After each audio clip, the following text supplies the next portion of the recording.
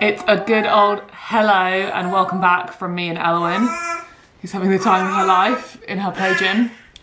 Welcome back to the channel. I've had a lovely time off. I took officially, I think, was it 3 weeks? Well, I took like 2 weeks off fully and it was so nice. I switched off social media, didn't post, and just had a lovely Christmas break and just chilled out. I really needed it. I think that because I didn't take the longest maternity leave, I needed that extra time just to, I don't know, just not be thinking about work and balancing having a baby. And it was really wonderful. I feel like lots of things I've been meaning to do got ticked off my list, like my pantry cupboard. Yeah, I just feel a lot better. I feel very fresh coming into 2026, and it's something maybe I'll mention more in this video, but rest is so important for productivity and feeling good, and I'm so glad I took that time to rest. We had snow yesterday, which was gorgeous, and maybe you saw some of those clips at the beginning. It's a frosty day today. Alex has headed to Newlyn because we're kind of back to work. I've got Elowen today and I'm just going to be having a nice chilled, relaxing day. I think in a minute we're going to go out and go for a walk, and I have a few things I need to drop at the charity shop. But we did just get a Riverford delivery. So let's show you what I got. I got a smaller box this time because I was finding the medium boxes were a little too big. I think that they're running some kind of discount this month because I am working with them over on Instagram and they sent me a code. So they've given me something to promote. It's just evading my brain right now. I'll link it below because you know how much of a Riverford customer and fan I am. I buy their boxes every single week, pretty much. Probably every single week, probably 3 times a month, because there's usually 1 week where I have too much food and I don't need one. We've got mixed mushrooms. They do such delicious mushrooms on Riverford. We've got coriander, some spinach. I think this is their small veg box, I think. We have broccoli. That's a massive broccoli. Wow, that's really good. Courgette, a delicious pepper. I love these peppers. We've got some parsnips, which I might make a soup out of because over Christmas my spiced carrot and parsnip soup recipe popped off on Google. Lots of people loving that recipe, so I feel like I could make a really good parsnip soup because I do have leftover carrots from Christmas, would you believe? And then we have onions and some potatoes. Yes. So I'm going to put all this stuff away and then I'll probably head out because I want to go to the charity shop before we go on a walk. Oh, come on, baby. Do you want to put this stuff away with me? Look how sweet her outfit is. She's lost her sock. Socks never stay on, do they? Pretty much all these clothes are secondhand or hand-me-downs. These trousers were hand-me-downs and they were so big on her when we got them, and now they fit her, and I actually can't quite believe that they fit her. That's crazy. She's a bit gassy. I think she's a bit gassy. Let's put the food away, shall we, love? This might entertain you a little bit. This broccoli, right? How the hell is this gonna fit in here? Top tip for mushrooms, always take the plastic covering off and drop the mushroom as you do it because it stops them from going mouldy. Oh, there's 2 courgettes.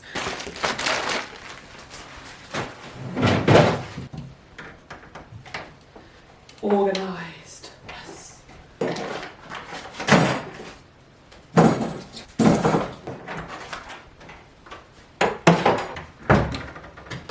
This year me and my family did Secret Santa, but my mum did get us gifts anyway because she wanted to. She wanted to get me something to do with art because she knows it's something I've been trying to find time for a long time. I haven't really set New Year's resolutions like I used to. I used to sit down and do like a whole brainstorm, properly plan out the year. And this year I didn't really feel the urge to do that. I just more felt, well, I've come up with a word of the year, which I will talk about later.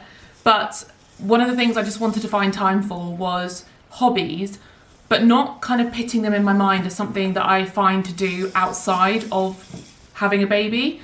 Because obviously when you're a mum, it's difficult to find time for yourself, and you can kind of treat it as, I will do that in the time when she's sleeping or when she's napping or when I don't have her. And I'm just increasingly kind of thinking about how I want to be a mum and thinking probably what I would quite like to do is do this with her, around her, so she sees it because it's interesting. This is going to be great for that. So this is basically a portable easel, and inside you can store all your art supplies. Inside she stocked me with some watercolours. This is Winsor & Newton watercolours. Can't do that one-handed, let me show you. So these beautiful watercolours. So I have a really nice set. And I think watercolour is a good one to start with because it's little faff, easy to clean up. And then some paintbrushes, a little sketchbook, which I can start with. And then I've also got what's this? An eraser pencil. So just a white and a black. Not sure what that one is. Haven't seen one like that before.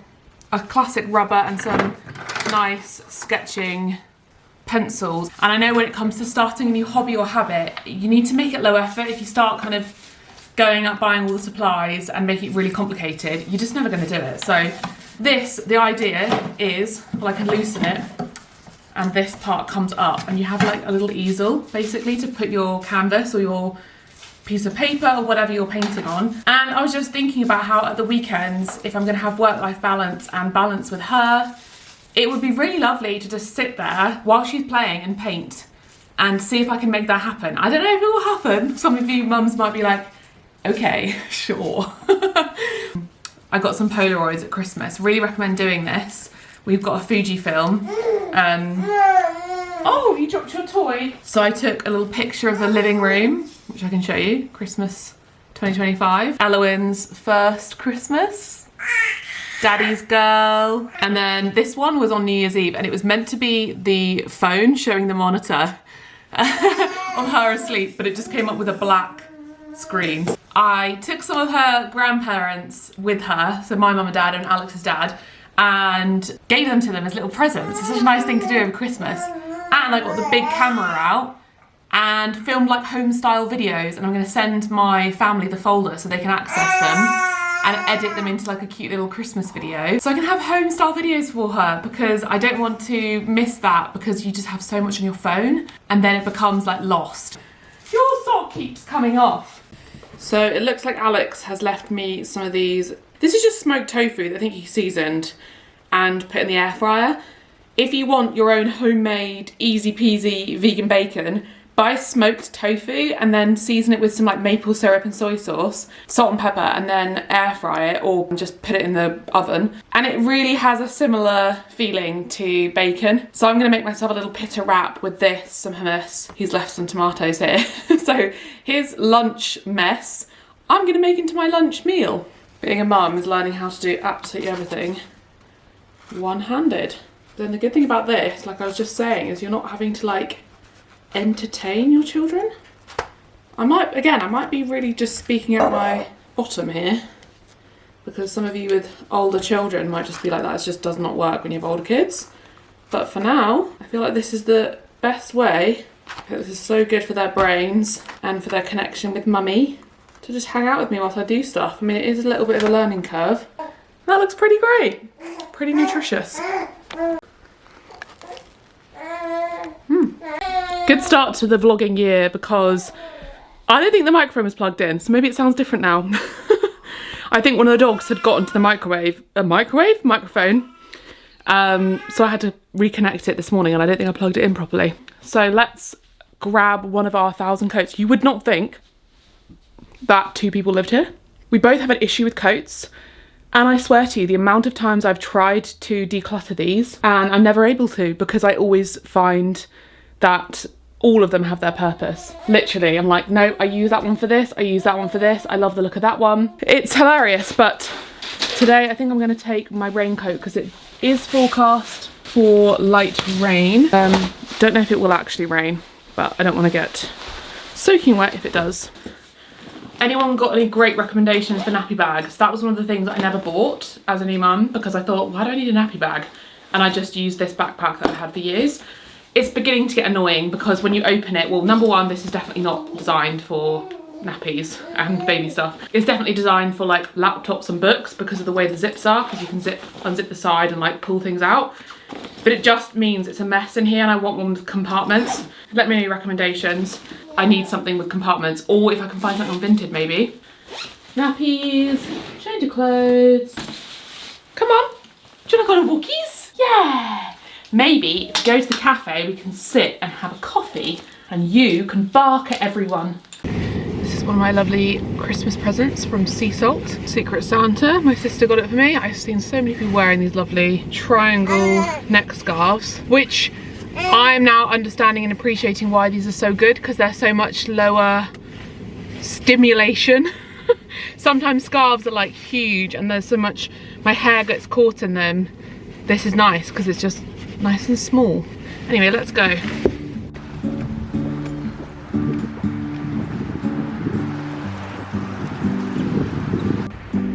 So that lovely scarf I was talking about, I didn't have it tied properly because I was feeding her. That's her low battery sound, she's about to fall asleep. It fell off my neck into a pile of mud. She's got her nice jumper on.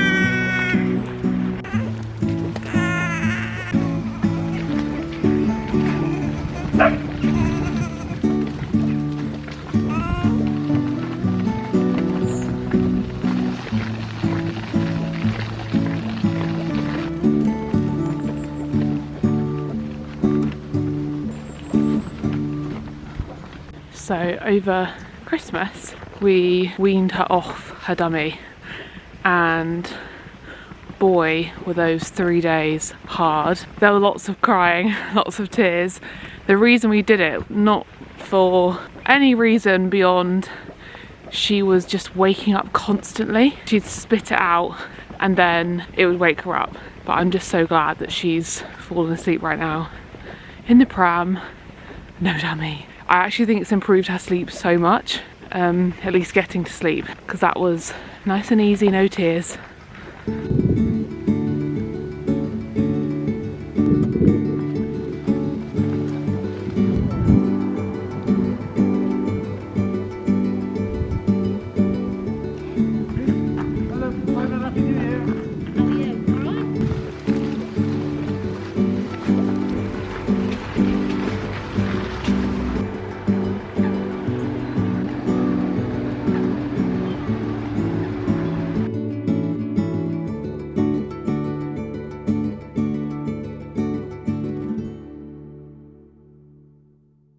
We are back. We had a lovely long walk. Roxy was snoozing a second ago whilst I was feeding Elowin. Elowin's playing with her little book. We're going to drive home and I might have a lunch part 2, have a little play, and then yeah, chill out for the rest of the afternoon, have a nap, and maybe I'll do a bit of work while she naps. It was so lovely. The lake was kind of like half frozen over. I'm not gonna lie, I'm finding the kind of return to work difficult in my mind, and balancing looking after her and thinking about work stuff. And it is overwhelming me a bit, but I know that's just because it's the first week back. And I know once I get on top of things, I'll feel better. But you just gotta tackle it one piece at a time. It's because it's literally the first 2 days back. That's why. That's what I've got to tell myself. Anyway, let's go home. Alex is home to save the day. Whoa! What was that? Elowin did fall asleep immediately. Probably because she was tired. She heard me approaching in the driveway. Yeah. So, we're having a lazy dinner. This is something we do sometimes, and I would recommend. Buy yourself these ramen. These are the Shin Ramen. This has got the K-pop Demon Hunters. These are accidentally vegan. Well, you know what I mean. You wouldn't expect these things to be vegan. And what I like to do is like make them more fun. So we have got mushrooms frying. These are the ones from Riverford, the fancy ones. I've just put some soy sauce and I'm gonna put garlic on at the end. I wanted spring onion. I'm actually gonna swap these two. But we don't have spring onion. So I'm just frying up some onions for as long as the food cooks. They won't be completely caramelized, but they'll be nice and fried. And then in here, in our air fryer, we have broccoli, which is definitely gonna be ready much quicker than the tofu, but I just put it in there first. Don't know what I was thinking. And then the tofu just has corn flour, oil, and soy sauce. There we go, Alex is showing you the vegan sign. Kind of makes it a bit more substantial and not so much like you're having just ramen noodles for dinner because you're an 18-year-old student at uni. Feels like you're actually having a meal and it's delicious. Do you want to tell the audience what we were number 1 of in Penzance? Oh, I meant to put it on the screen, but yeah, that's funny. Oh, yeah. sorry, yeah. Number 1 buyer of salt and vinegar Walkers, the big sharing bag, because well, I also think this was mainly in pregnancy. I literally devoured them. This needs to be turned. Whoops. And then how many vegetables did we buy? 2,000 portions of fruit and veg. This is not even including Waitrose and Riverford, because we get a veg box so regularly, so that's hilarious. I don't know what that means, but... Well, it's a lot of vegetables. Fun. And then that was our...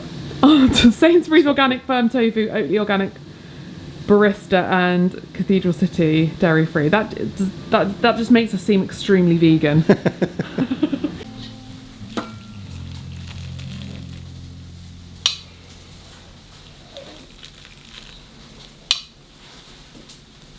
That'll do, thank you.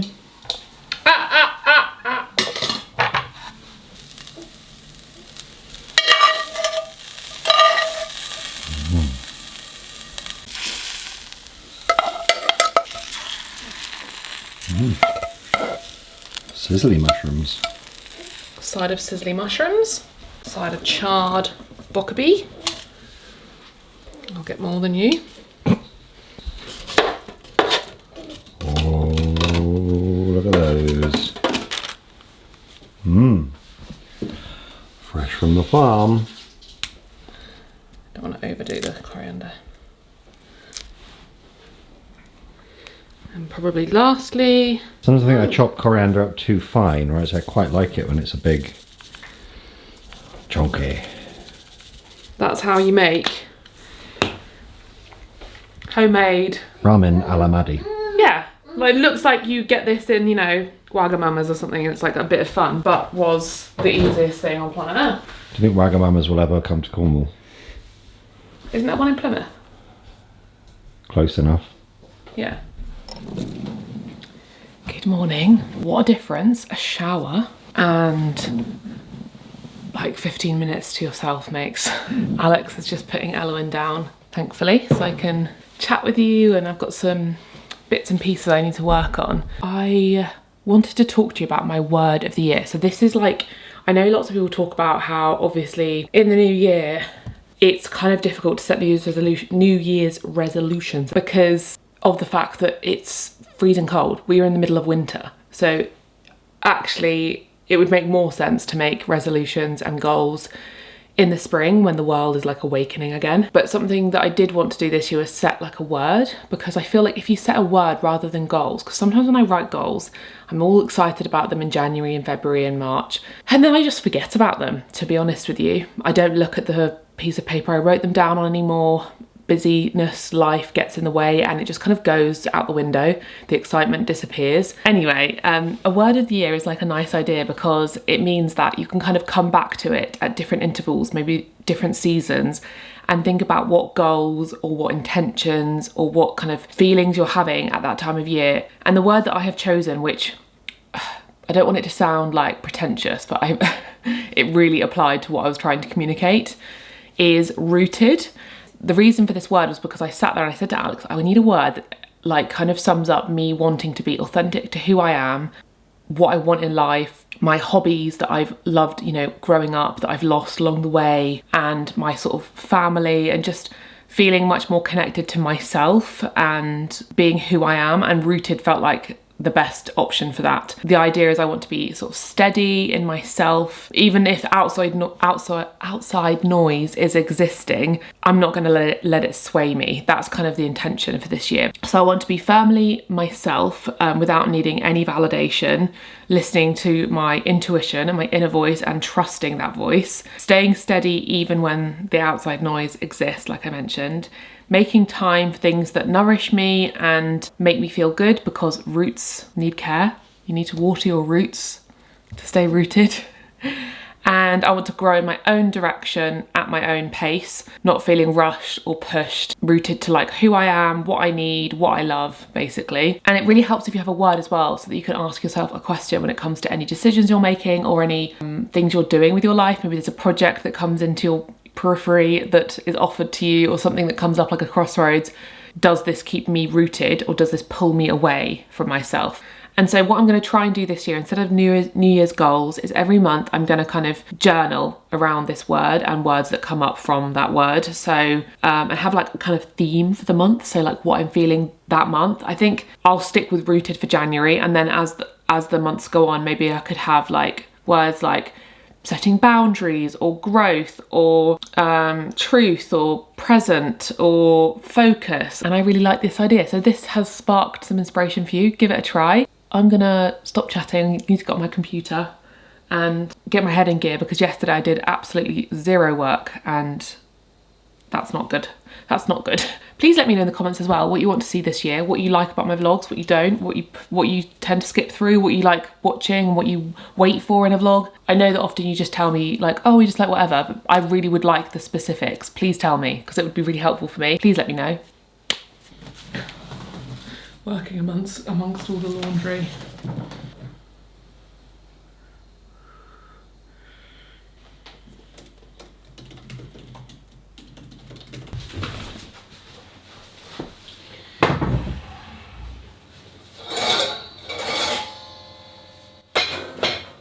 Alex has just gone out for a walk, and I have cleared my mind quite significantly by planning and plotting all the dates for my recipes going live on my website this year, and booked a shoot with my photographer. So I feel like, I know what I'm doing. I feel like, weirdly, having a baby is actually making me get in gear. When you're self-employed, it's very different for everybody, but when you're self-employed, you're your own boss, so you're having to organise your own life. Having a baby and having those kind of smaller windows where I'm like, well, she's gonna come home, I'm gonna have to feed her, and then she'll like, you know, you'll be looking after her. You have these tiny little sections of your day where I'm like, okay, now is when I gotta get this done. Alex has made a loaf of bread and he's put it in the Arga, and it should be ready in 5 minutes. I just need to sort of crisp up the top a little bit. That looks pretty good. I don't think that should be in there for any longer. If you want this recipe, I do have a video where we explain it, and I also have an entire ebook for bread. So if you're looking to get into bread and you're like a beginner and that's what you want to do this year, is like cook more from scratch, I'd really recommend buying that ebook. It's not expensive, and you can teach yourself how to bake lots of different things. So I'm gonna make a soup, because I did say to you those parsnips and carrots could do with being used.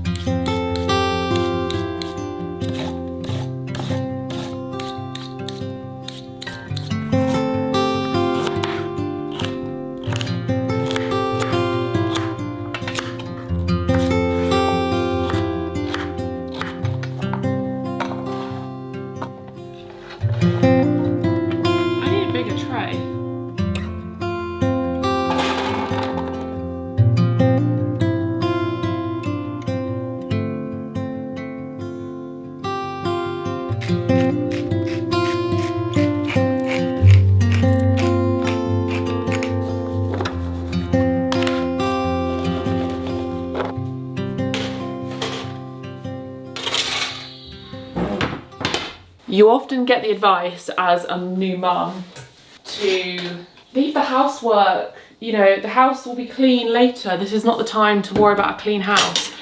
And while I appreciate that sentiment, I do find it really unhelpful advice. And I saw a health visitor speak about this, and she said this, and I was like, I have been saying this and thinking this for so long. She made a video all about it. Go follow her, she's fantastic. And when she said that, I was like, oh my gosh, that is literally what I feel like. Every time someone says that, I'm like, that's just not helpful. Even though they think they're being helpful. It's like, you know, the house, you know, leave it, it'll be there later to deal with.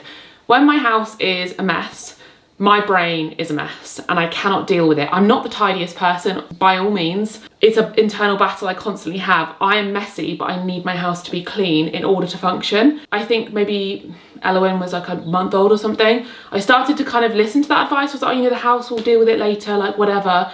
And the house was regularly becoming a complete pigsty. We weren't getting on top of the washing up. I wasn't able to cook because certain things weren't washed up. Our utility room, like all our recycling, was piling up. Clothes weren't being folded, so we had piles of laundry everywhere. I wasn't managing to hoover, so the floor was dirty, and it was just a nightmare. I very quickly realised that that advice was not helping me. Focusing on the baby, of course, was important, but I needed to have some kind of structure. So what I've been doing ever since I realised this is having kind of like a closing shift, like I've heard people say on social media, at the end of the day, and it's made a massive difference. So when I put Elowen down, Alex will swap in with me or watch on the monitor or whatever. We will just do as much cleaning as possible. So Alex will clean until whilst I'm putting her down, and then we'll swap. and I will clean so he can see to her if she wakes up or anything. And it's made such a massive difference. It means the house doesn't have to be perfect. I don't have to spend an hour tidying. If I only have 10 minutes in me that day because I'm tired, I do 10 minutes. Even if you don't have a baby, if you find that you find it really hard to stay on top of things, maybe this could be something you implement in the new year. Oh, this compost needs to go out desperately. So I will be having this bread with the soup that you have to cut into it. It's still quite warm, but I always do it. I always have to cut into it. I wouldn't cut into it immediately. It has been about 20 minutes. It's still very hot, but really nice chunky amount, and it kind of melts on it. And then a nice bit of flaky salt. And honestly, this would be a part of my death row meal. Another way as well to do this soup, if you're feeling lazy, is to add the onion into the roasting tray, because it makes the onion nice and sweet and roasted. But I'm just going to fry this on top in a saucepan because we have room. Add some garlic in as well, and then we just mix everything together with some stock. The aftermath of cutting onions. I find organic onions so much worse. Oh my god, like literally as I was cutting them, tears were dripping on the chopping board.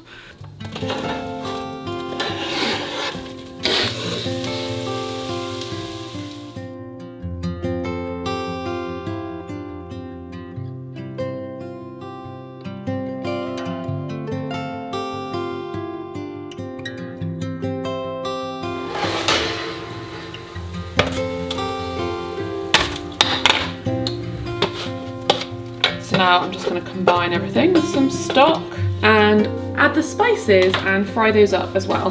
Coriander. I don't have any turmeric, which is really annoying because it adds a lovely colour. I will substitute with some cumin. And then some curry powder probably. Ginger.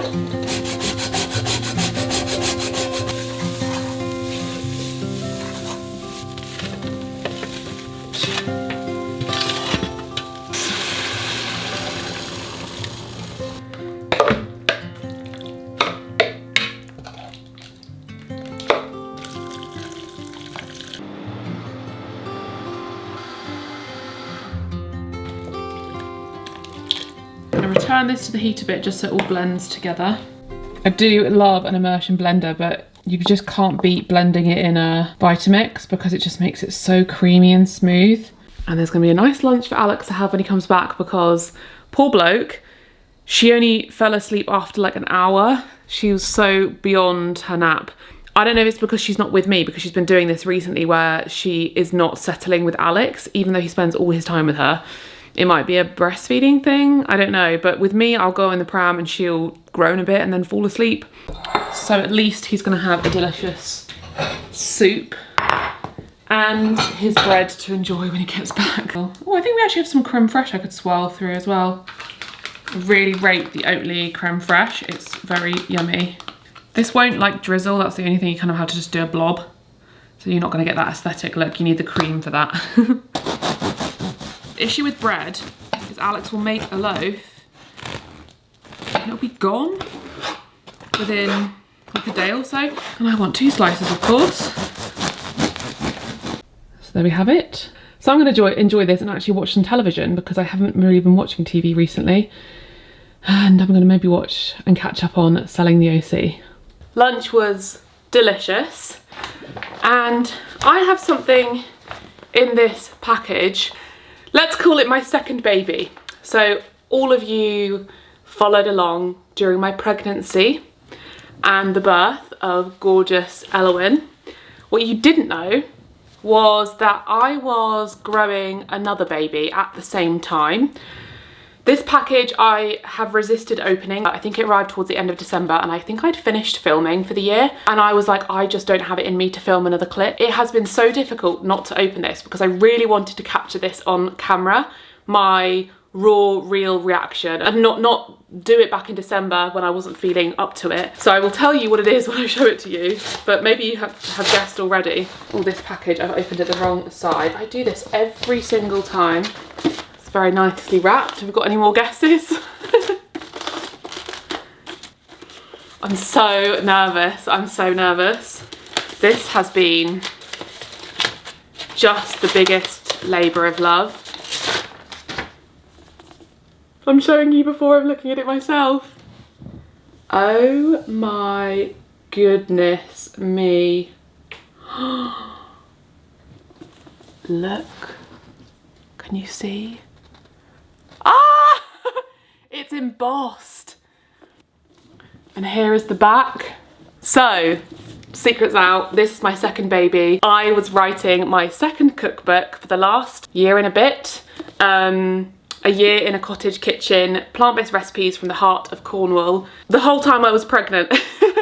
And I call it my baby, my second baby, because I put so much love into this book. This book is what it says on the tin. It is a seasonal cookbook filled with plant-based recipes that take you on a journey through the year. So all the recipes are arranged seasonally from spring through to autumn. So it starts with spring, here's a little sneak peek. And it is, of course, a kind of love letter to Cornwall, my home. We wanted to share a cookbook, Make It Vegan, to begin with, was just kind of a really great starter, a vegan cookbook that everyone could access and had loads of really great simple vegan recipes. But this was like my passion, was sharing my life in Cornwall, cooking in my kitchen, sharing the seasons. All of the beautiful sort of visuals in this cookbook is kind of representative of me and my life and the things that I love, that you love watching on this channel. It's kind of like this channel encompassed in a book. So much beautiful photography. The photographer is my friend Ali Green, who does all of my photography. She took this lovely cover photo of me outside the back door. She did all the photography and we worked on lots of the lifestyle photography together, and then we have a look inside. I'm like so excited, I'm just word vomiting. I haven't even looked at it. Oh my God. It's hefty as well. Oh my gosh, to see the photographs.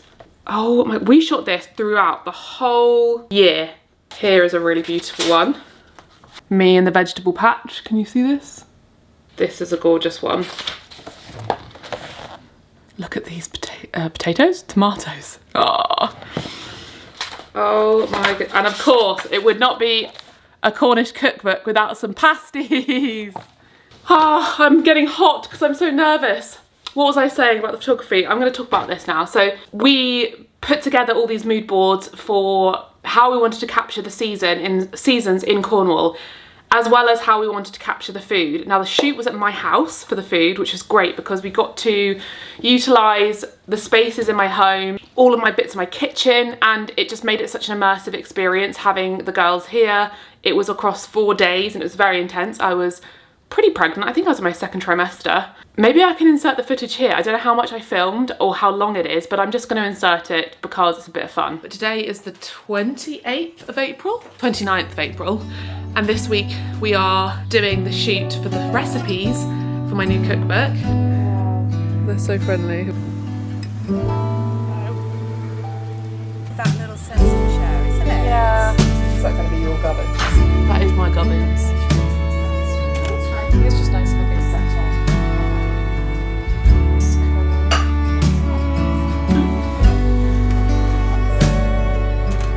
We've scribbled on. That looks so nice.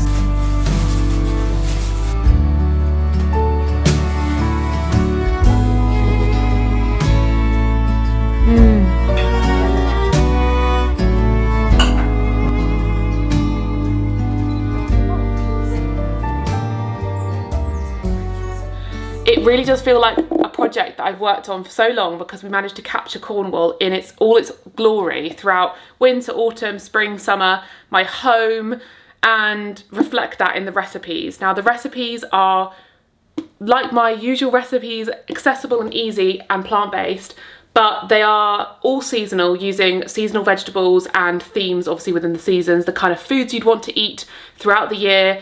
Lots of Cornish recipes or recipes inspired by Cornwall, like pasties, like saffron buns, and just all the things I absolutely love to cook with vegetables, comfort food, cozy food, just my style of cooking. Homemade, cozy, easy, delicious, plant-based goodness. I just think all of you are going to love this. You don't obviously have to be vegan to enjoy this. I feel like this is perfect for absolutely everybody because it's an accessible cookbook that you could use whether you're vegan or not. Let me read you the back because maybe this explains it in a more succinct way rather than my excitable self. In a year in a cottage kitchen, content creator Madeleine and Olivia, whose aim is to make our plant-based lifestyle easy, shares 80 simple seasonal recipes from the heart of Cornwall. Take a seat at Maddie's table as she cooks delicious plant-based meals in her cosy cottage, including homemade crumpets, warm butterbean, new potato and tomato salad, and apple crumble. Step inside her world as she tends to her vegetable patch, strolls along the stunning shore to take in the sea air, and hosts suppers in her home, or when the weather allows, on the beach. With a year in a cottage kitchen, experience the rhythms and rituals of Maddie's home cooking and indulge in slow, seasonal and sustainable living from this beloved part of the world. And I just think that's why a lot of you are here on this channel. So I just think you're going to love it. So if you want to pre-order the cookbook, I'll leave a link down below.